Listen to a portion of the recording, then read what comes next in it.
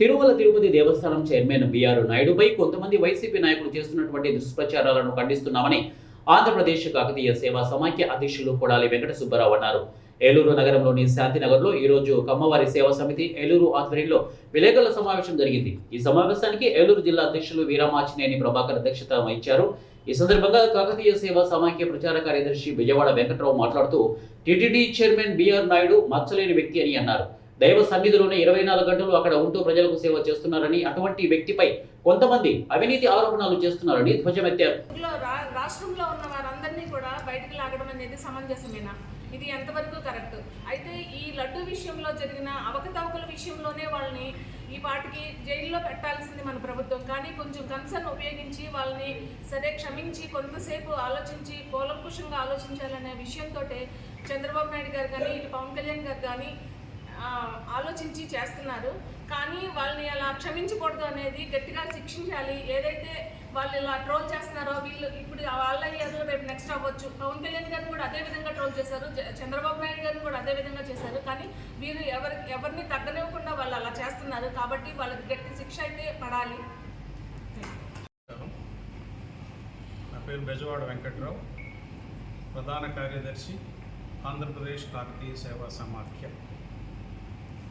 గత వారం రోజుల నుంచి మీడియాలో మీ అందరికీ తెలిసిందే, నిప్పు లాంటి మచ్చలేని వ్యక్తిత్వం ఉన్నటువంటి వ్యక్తి బిఆర్ నాయుడు గారు.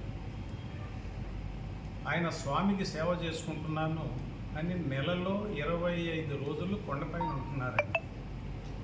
తిరుమలలో గతానికి ఇప్పటికీ పూర్తి స్థాయిలో మార్పు. బిఆర్ నాయుడు గారికి ముందు, బిఆర్ నాయుడు గారి తర్వాత అన్నంత గొప్పగా పాలన జరుగుతుంది అక్కడ. కామన్ మ్యాన్, ఒక సాధారణ భక్తుడు కొండపైకి వెళితే ఇవాళ సంతోషంగా వస్తున్నాడు కిందకి.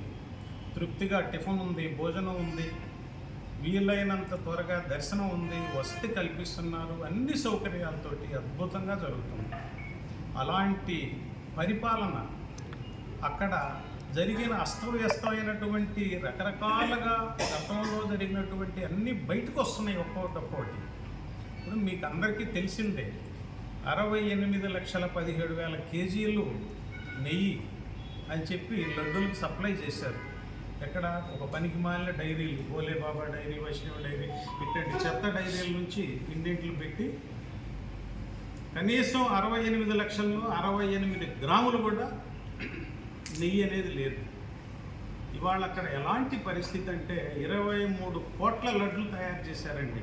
గత 5 సంవత్సరాల్లో తిరుపతి ప్రతిష్టను మంట కలిపారు. దాన్ని ఫేస్ చేస్తున్నారు బిఆర్ నాయుడు గారు. సో ఇవి ఎప్పుడైతే వీళ్ళకి సంబంధించిన లుకలుకలు మొత్తం బయటకు వస్తున్నాయో ఎదురుదాడి మొదలైంది. ఒకరా ఇద్దరా, ఎక్కడికక్కడే రోజు నిన్న మొన్న అయితే మరి పరాకాష్ఠలో ఆయన మీద దాడి మొదలైంది. ఎందుకు? మేము ఆంధ్రప్రదేశ్ కాకతీయ సేవా సమాఖ్య కానీ